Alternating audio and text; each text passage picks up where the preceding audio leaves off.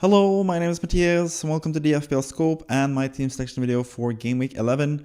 And as always, in my team selection videos, we're going to go through my past game week. We're also going to go through my free hit draft from the past game week, and also my free hit draft for this upcoming game week before we go into my plans for the upcoming game week, which is Game Week 11.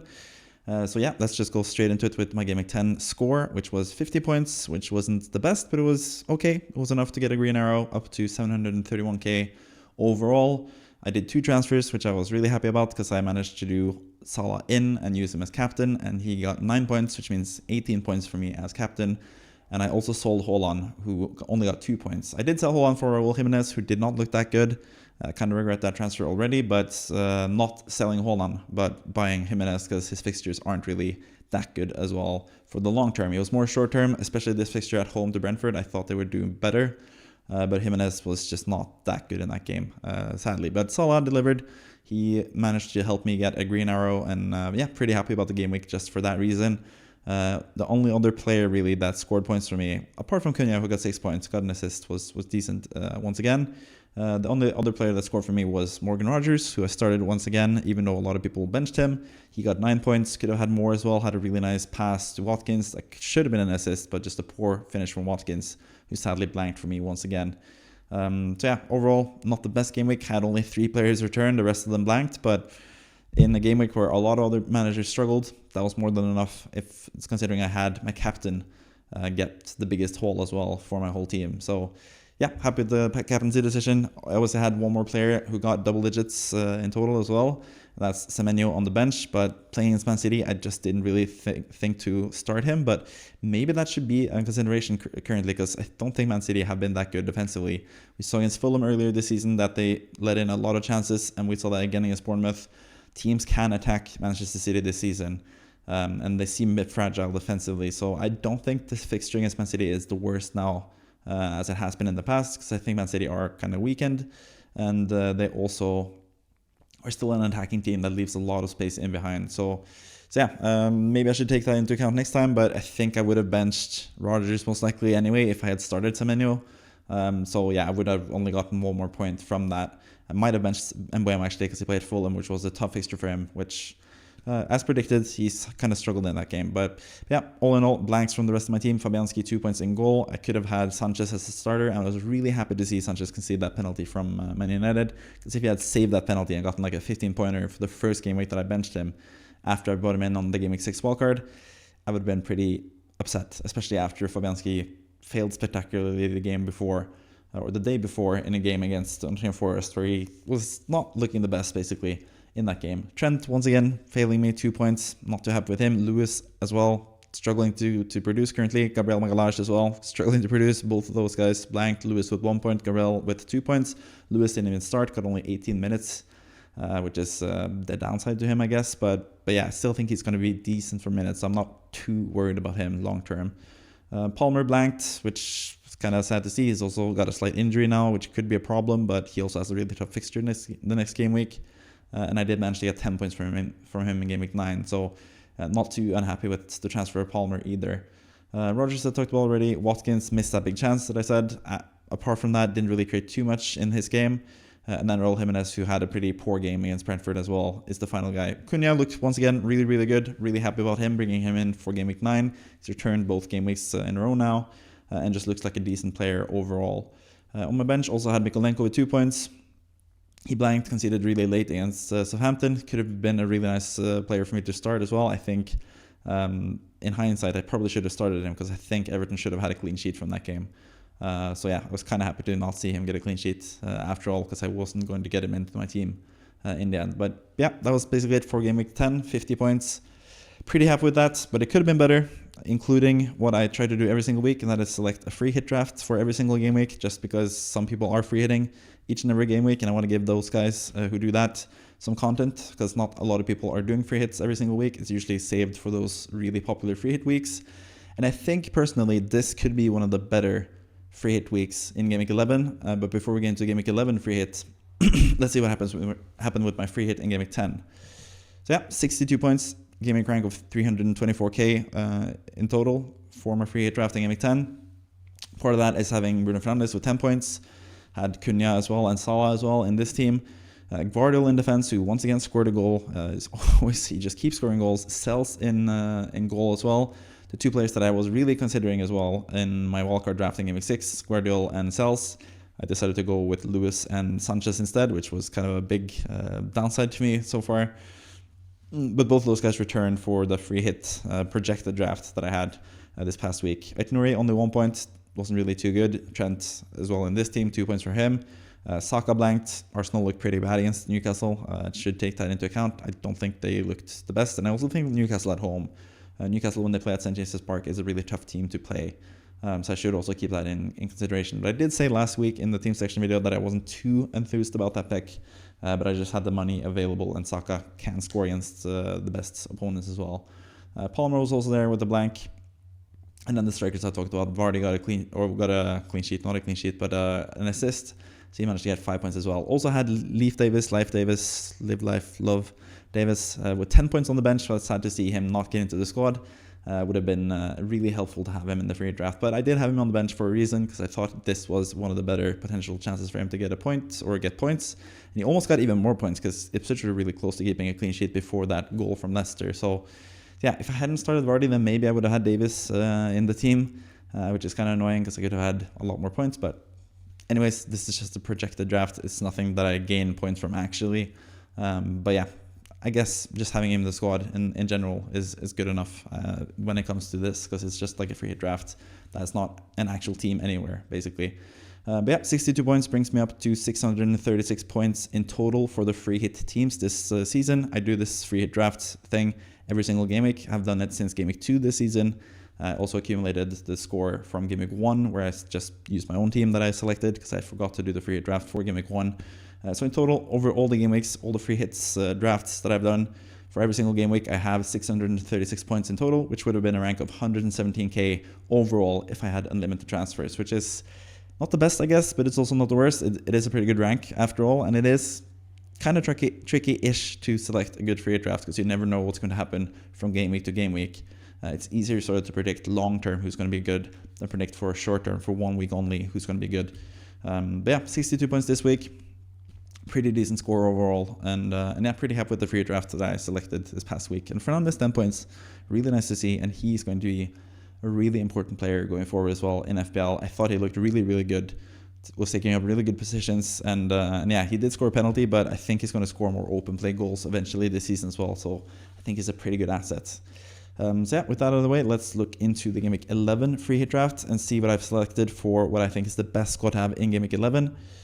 And like I said, this is probably going to be one of the more popular, or should be one of the more popular game weeks to do a free hit draft. As you can see, I only have 3 out of these 15 players in my own actual team, so I am actually considering slightly to do a free hit myself in Game Week 11, because we know already there's going to be less double game weeks, there's going to be less blank game weeks, so the free hit draft the free hit isn't as important to use in like a blank or a double. And also we get the ability this season to save up 5 transfers, so I think I will be able to manage going into the blank game week either by doing a lot of transfers after that game week with 5 free transfers, or doing 5 free transfers and then wildcarding after that as well. So I think I should be fine in terms of navigating those game weeks without a free hit. I don't think it's an essential thing to save it for a blank or a double game week anymore. So that leads me to potentially using my free hit draft or free hit already in Game Week 11. So let's go through the draft, because there's a lot of players that I'm not considering for the long term, but that are really good for this particular game week especially. So yeah, starting in goal, we have Andre Onana for Manchester United against Leicester at home. I think that's a really good fixture for him. And Man United have actually been pretty good defensively so far this season in terms of clean sheets, at least. Against the worst teams in the league, they are pretty good at keeping clean sheets. So I think Onana's going to be a really good goalkeeper this game week. Also have Diogo Dalot double up on the Man United defense there against Leicester. I think he's looked pretty good offensively as well, Dalot, so I think he's also a pretty good pick. But yeah, Leicester do seem to score 1 goal every single game week almost, so maybe that's not the best idea to double up on Man United defense. That might be one of the weaker parts of the free hit draft, I guess. But I could also always go with someone else other than Dalot or other than Onana, just go for one of them. And just hope that I get some points that way. But yeah, Gvardiol is also going to be kind of a mainstay in these free hit drafts. I think he just shows that he can score goals every single game week. So I think he is someone that I would consider in a free hit draft as well. Most likely would be a player that I would select for a free hit draft because I think he's just an outstanding FPL asset, even though City haven't been the best defensively this season. Aït-Nouri once again with a good fixture, Southampton at home. I think that's really tempting. I would really want to have him in my own squad as well. He's someone that I would like to have long term. On top of that, so something that I could do, transfer him in. But I have other transfer plans this week that I'm going to show you eventually. But yeah, in midfield, still going with Salah at home to Aston Villa, who just conceded 4 goals against Spurs. I think I think Aston Villa will be more ready to play defensively minded in this game after losing so badly against Spurs. I have to go back and look actually because they conceded 4 goals against Spurs last season as well. So I want to see how they responded to that in the following game week, because I feel like a team like Aston Villa that are good both defensively and offensively can sort of dictate what they want to do for a particular game. If they want to play defensively minded football and try to get a point or 3 points that way, that might be the way to do it, especially away against Liverpool at Anfield. That might be something that they have to do, and I think they have a capable defense to at least make it tough for Liverpool. But we know Liverpool are really, really good. Anyways, so that's why I have Salah still in the team. I still think he's a really good asset to have this week. But I don't have him as captain. The one that I have as captain is Heung-min Son. I think Ipswich at home is the best fixture you can ask for, and I have tripled up on Spurs attack for that reason. I think it might be a bit too much. Maybe I should drop Johnson or Solanke and just have Pedro Porro, for example, in defense instead. That could be the better option. But anyways, I think Son is the best asset out of the Spurs players. He's most likely on penalties. He's most likely going to play more minutes this time around as well. I think his minutes risk is going to drop since this past game week. I think he's going to play closer to 90 minutes. Probably going to be subbed off a bit earlier than 90 minutes, but still more than enough to get a lot of points this game week against Ipswich at home. I think he's a really good captaincy choice and someone that I really wish I had enough money to bring in. But that's the other thing with Spurs, and the other thing why Game Week 11 is such a tantalizing free hit prospect.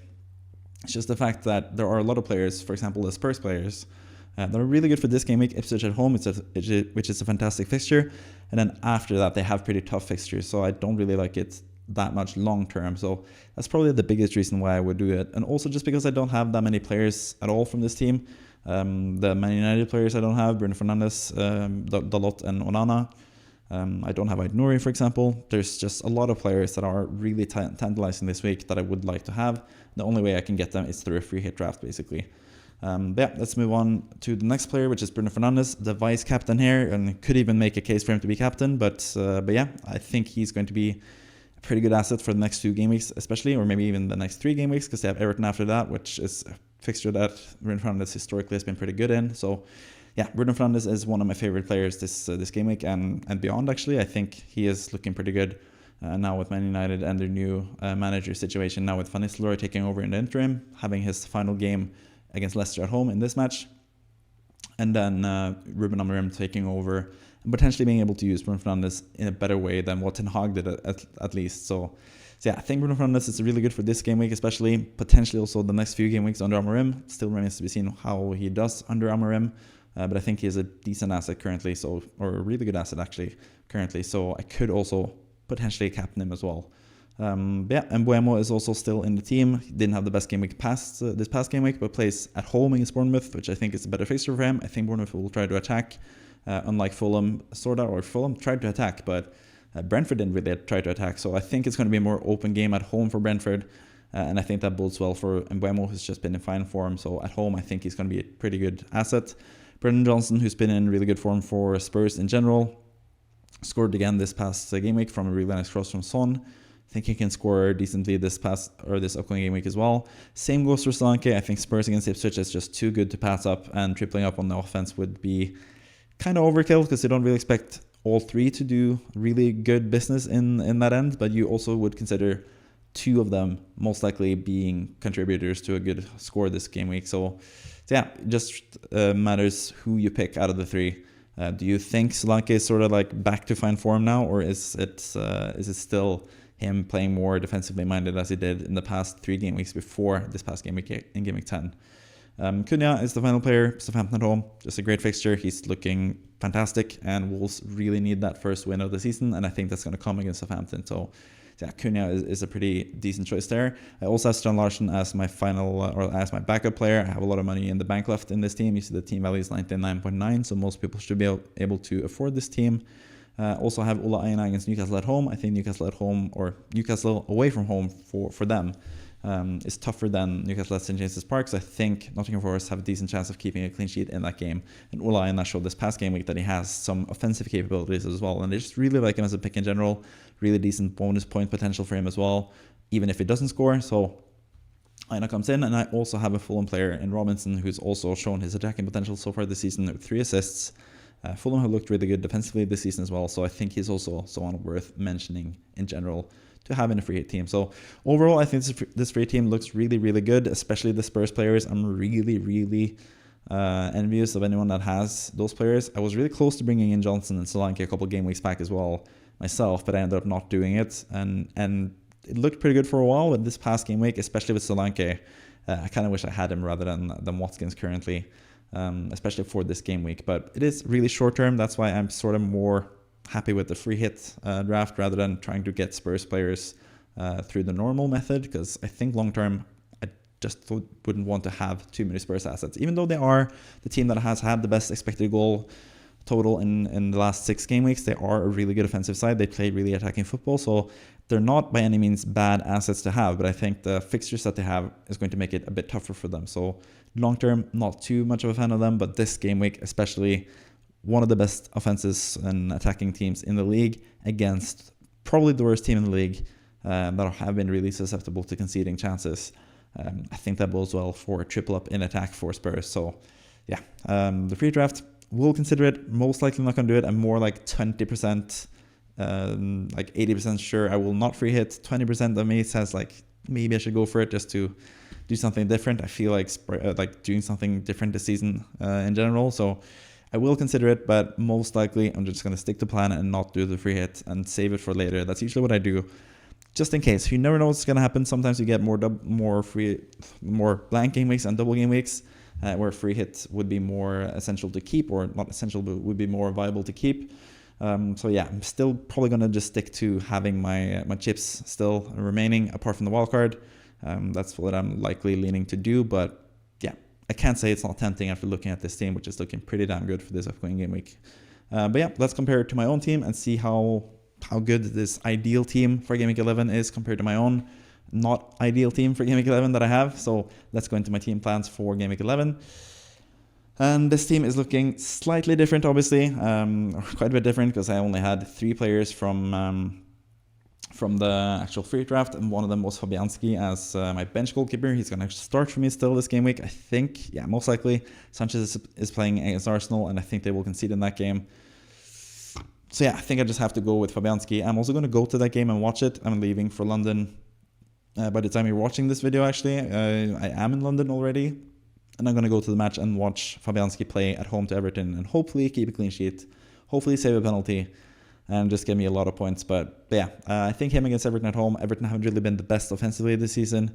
I think that's a much better fixture than Sanchez against Arsenal, so I'm just going to give Fabianski the faith again as a goalkeeper, but not too happy about the goalkeeper situation.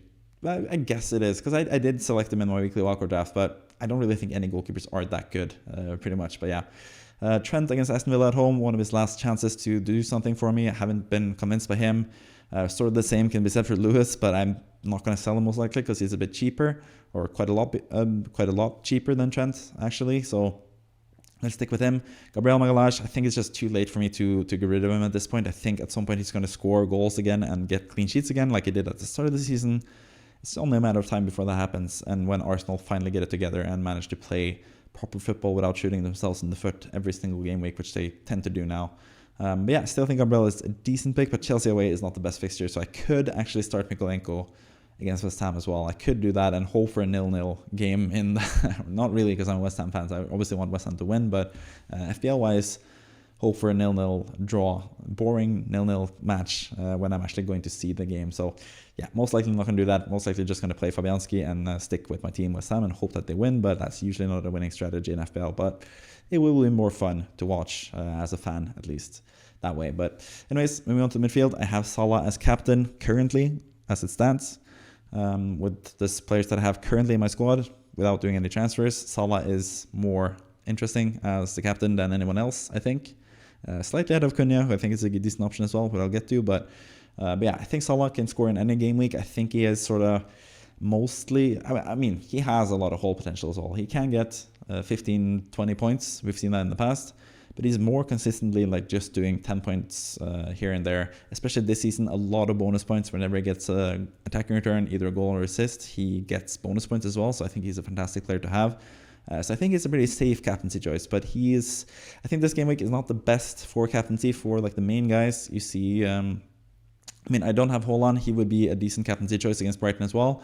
And if you are in that position where you have both Haaland and Salah, I'm going to talk more about this, obviously, or have talked about this in the FPL Score podcast. If I was between those two guys, I would probably still lean slightly towards Salah, but I think it's pretty 50-50. So you could go with Haaland against Brighton instead. But Brighton have, at times this season, looked really good defensively, at times not so good. They conceded 4 goals against Cole Palmer, so maybe you want to go with Haaland, because City are still creating a lot of chances currently. But yeah, I think it's pretty close neck and neck between Salah and Haaland. I think they are two decent captaincy choices, but I don't think it's like any particular standout captain this week out of those players at least. But yeah, Palmer against Arsenal at home. He is also potentially out for that game. He struggled to play and didn't really train, I think, Wednesday either. So maybe the game will be too early for him. Maybe that will force me to play Mikolenko or potentially Rodgers. I think Rodgers is going to be fine, even though he's yellow flagged currently as I record this video. But I think Palmer will be fine for Arsenal, so it's Arsenal as well. It's just too big of a game for him to miss, pretty much. I think they're going to do everything that they can to make him fit for that game. But even so, it is a pretty tough game, so I maybe would be better off just starting Mikolenko and yeah, maybe he gets a clean sheet that way. But yeah, Palmer, decent player, always, obviously. He is one of the best players, if not the best player, which is my opinion, in the Premier League. So I think he can score against anyone, even against Arsenal, even though he hasn't really had the best numbers against the big 6 teams so far. But things can change pretty quickly. He scored against Arsenal in the Community Shield, if I'm not mistaken, at some point, for Man City as well. So I think he has shown that he can score against Arsenal in the past. So yeah, he's a decent player, but we'll see if he starts or not this game week. And Mbeumo against Bournemouth at home, I had him in the free hit draft as well. I told you how much I like him for this game week as well. So yeah, really not that big of a deal, or not really much to talk about when it comes to him. Semenyo against Brentford away, which is a really good fixture. But this is where I have exact money in the bank to do Semenyo to Fernandes. And obviously I didn't have Semenyo in the free hit draft, didn't have him in the wildcard draft, but I still think he's a really good asset, potentially in this game as well against Brentford.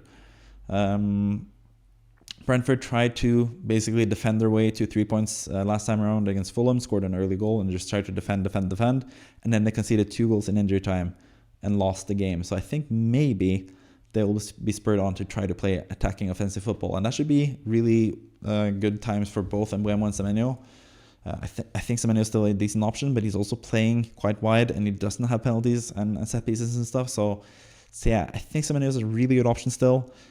Do not begrudge any of you who wants to keep him, especially. But when I have the opportunity to go to Bruno Fernandes, who I just really like and back currently, and also potentially captain Bruno Fernandes, which is something that I would actually really consider this game week, seeing as I'm not too enthused about the Salah captaincy.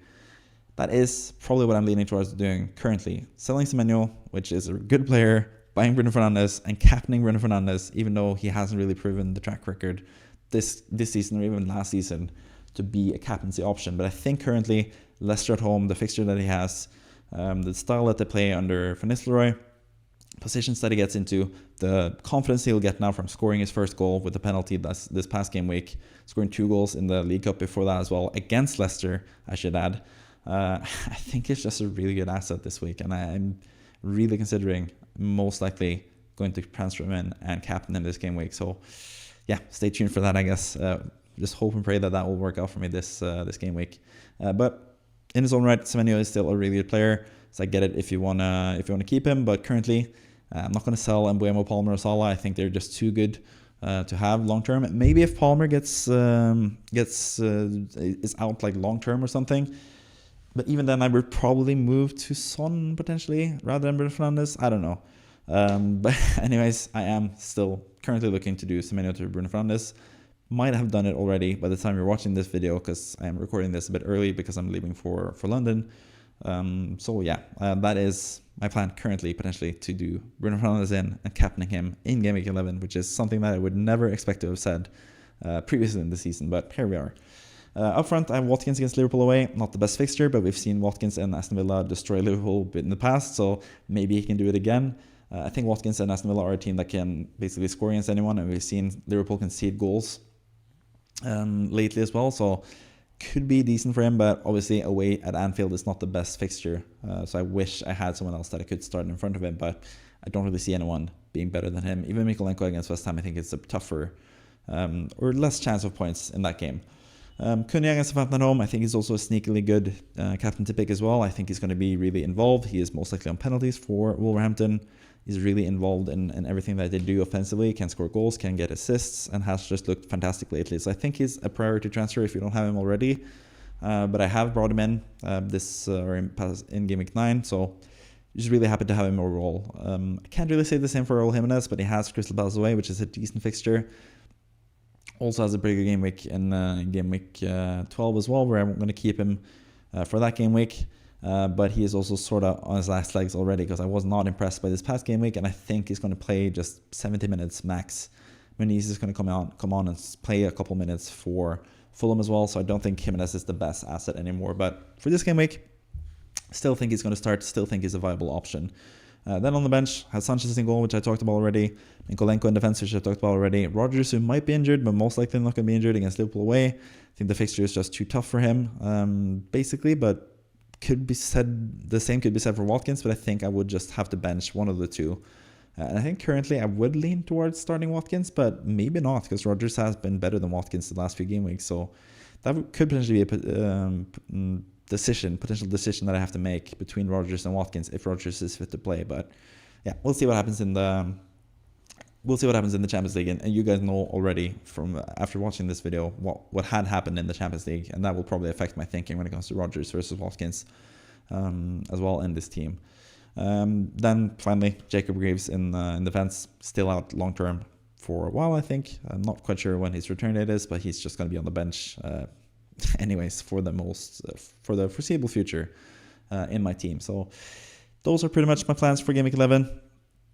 The transfer is the main thing here. Semenyo to Fernandes and captaining Fernandes. I think that would be interesting play to do at this moment in time. I don't think a lot of people will have Fernandes. I think it's kind of cumbersome to get to him money-wise.